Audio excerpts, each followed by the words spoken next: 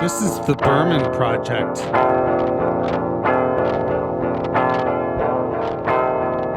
Hey, it's JD here, back for another week of introspection and reflection on grief, depression, and the pathway to mental wellness, all the while nourishing my soul with the music and poetry of the late indie rock singer-songwriter David Cloud Berman.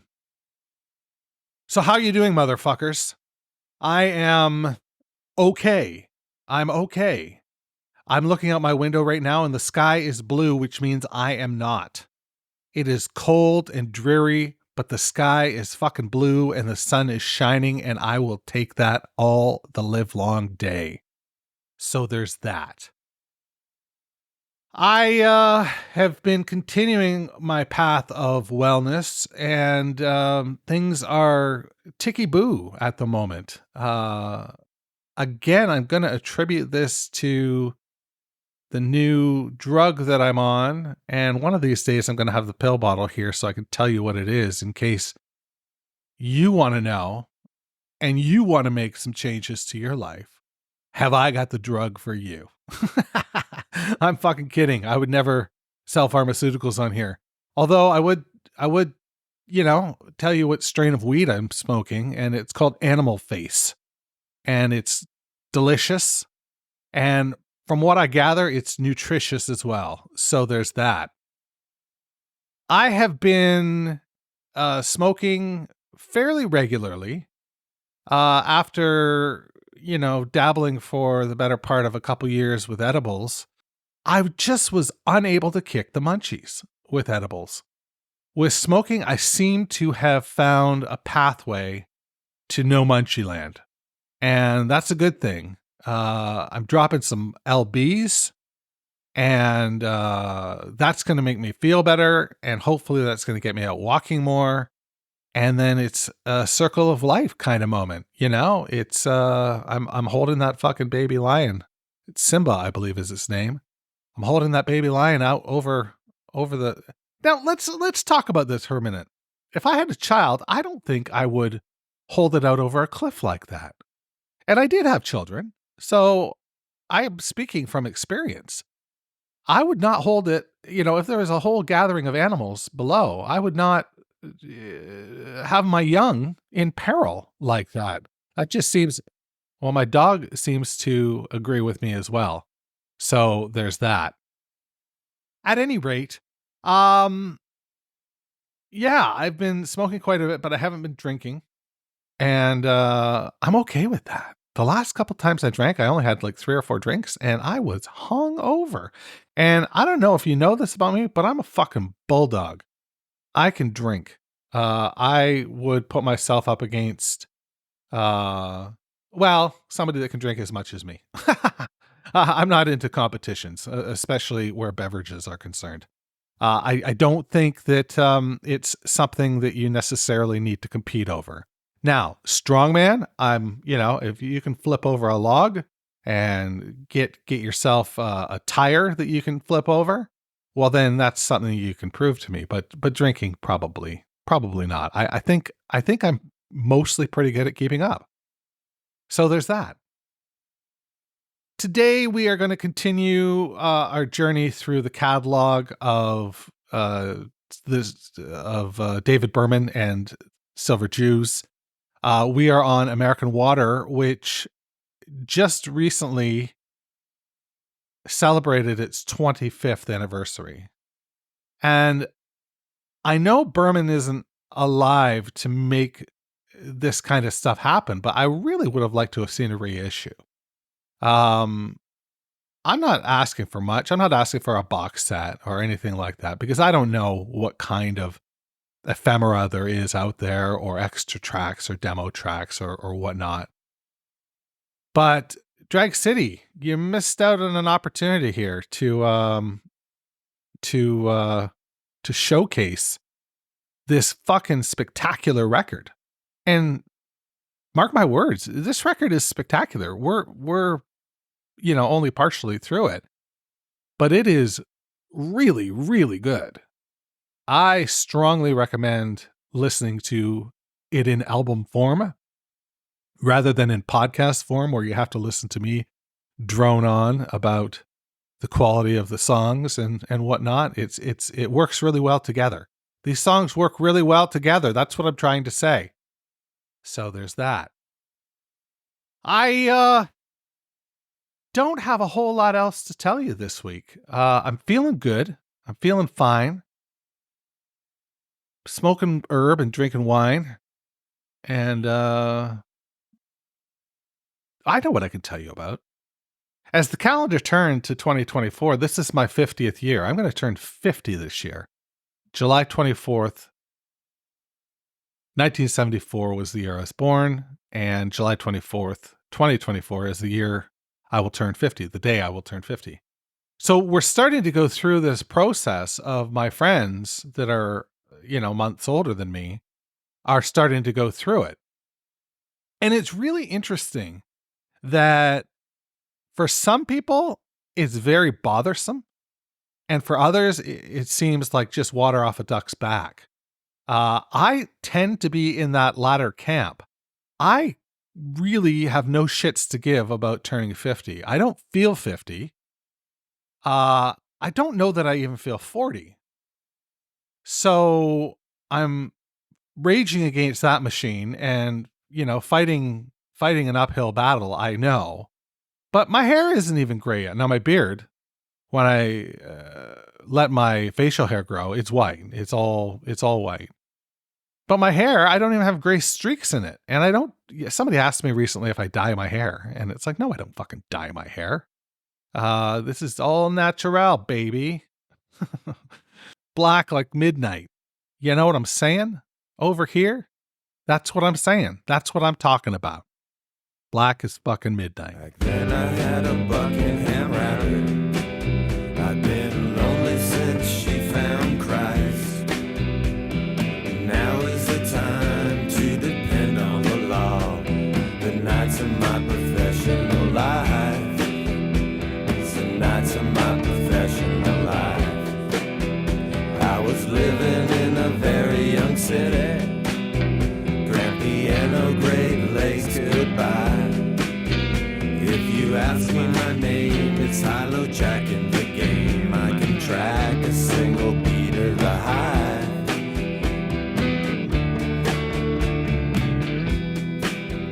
Every single game was a blowout, and the NASCAR blurred into porn. Scenic this, scenic that, don't fall for the traps of a man who was never born.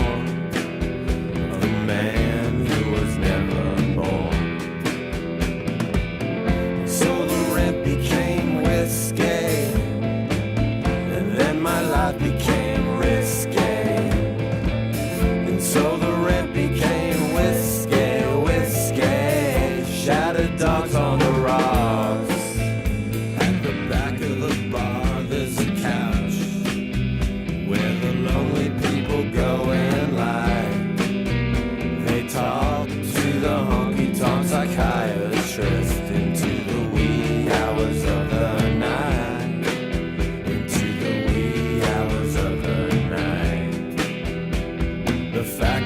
Muscle relaxers, the pine perfume of Hilltown floors, the lover, the thinker, the talker, the singer won't be lucid for her anymore. It won't be lucid for her anymore. And so the rent became whiskey, and then my life became risky. So the rent became whiskey, whiskey. Shattered dogs on the rock, shattered dogs on the rock.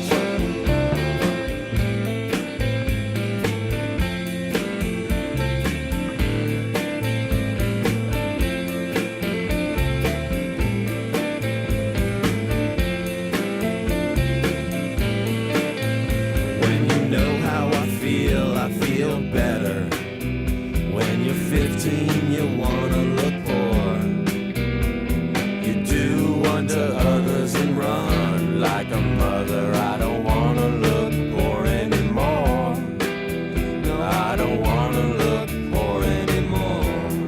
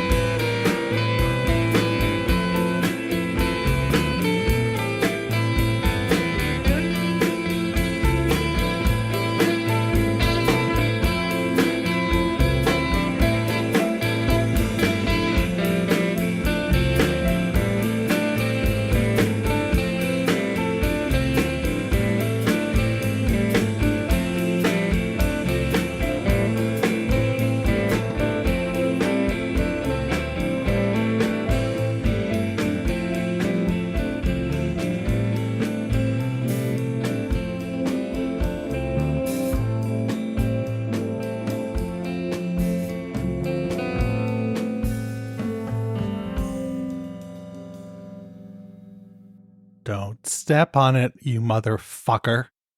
You will ruin it all. Now listen, this is as good a time as any for me to reiterate that a song that fades out goes on forever. This song doesn't necessarily fade out because it's got a hard stop. And so it doesn't go on forever. It just ended.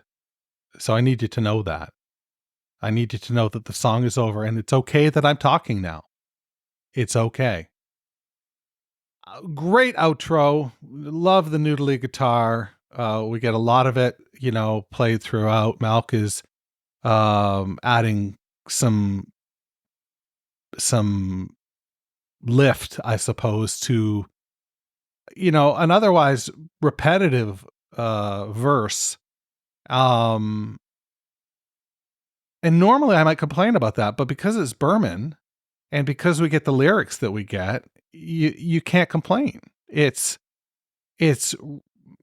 another piece of work in his oeuvre that is just very fucking good. I can't put too fine a point on it, just how good his lyrics are and impressive they are to me. As somebody who has dabbled in poetry, more than dabbled in poetry, and songwriting, lyric writing, I can tell you that he stands head and shoulders above many. I'm going to say including Malk. Malk is a great songwriter. I think this is a Bob thought, is that Bob has said before that he is so thrilled that he got to work with not only one of the greatest songwriters of all time, but one of the greatest poets of all time in David Berman and Stephen Malkmus, respectively. So there's that. Now, what is this song about? It's called Buckingham Rabbit. It comes to a chorus at one point, when the rent became whiskey. And then the outro is really what stands out for me. I don't know why. I just really like the noodliness of it.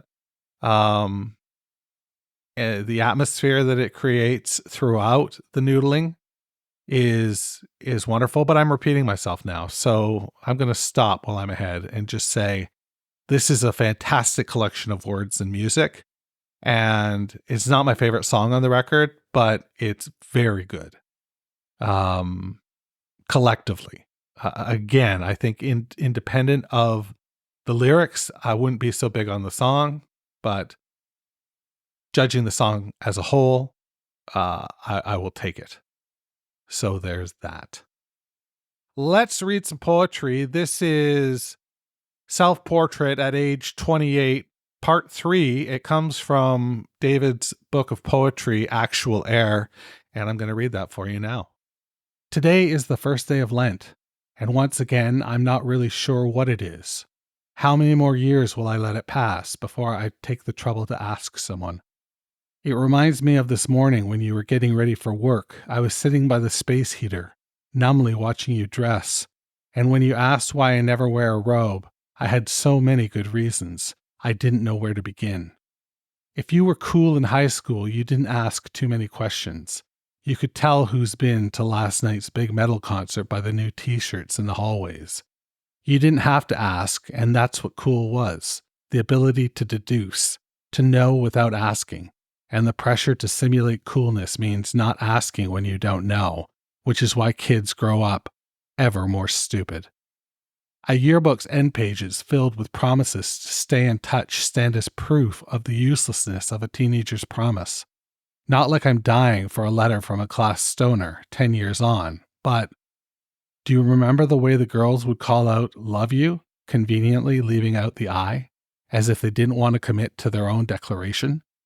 I agree that the I is a pretty heavy concept, and hope you won't get uncomfortable if I should go into some deeper stuff here. Ooh, very intriguing. Very intriguing. We're gonna get some deeper stuff going. That was Self-Portrait at Age 28, Part 3 from the book Actual Air, David's collection of poetry. Highly encourage you to get this book. It's really great. And if you don't get it, well, you can listen to my audio renderings of the poems as we go through them. So there's that. What did you think of part 3? For me, it's got that nostalgicness about high school that I just find so heartwarming and so relatable. I think that the opening where he's sitting by a space heater, numbly watching his partner get dressed, and then having a blasé conversation, and that gets him wondering about high school and being cool and all that good stuff.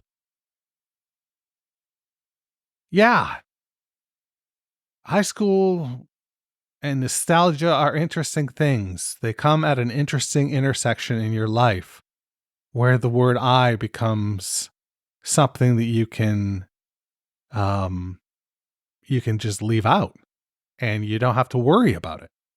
Love you, David says, forgetting the I, and then so cleverly noting that the I is a heavy concept and giving us breadcrumbs into the next poem.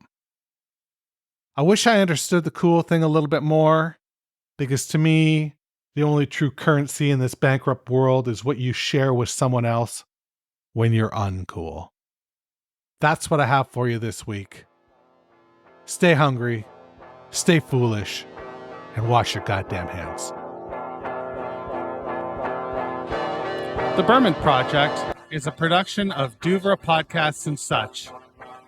You can find out more about the show at www.thebermanproject.xyz. That's right, I'm fucking Canadian. I'm also social. Find me on Twitter, Instagram, and all the rest at Berman Project.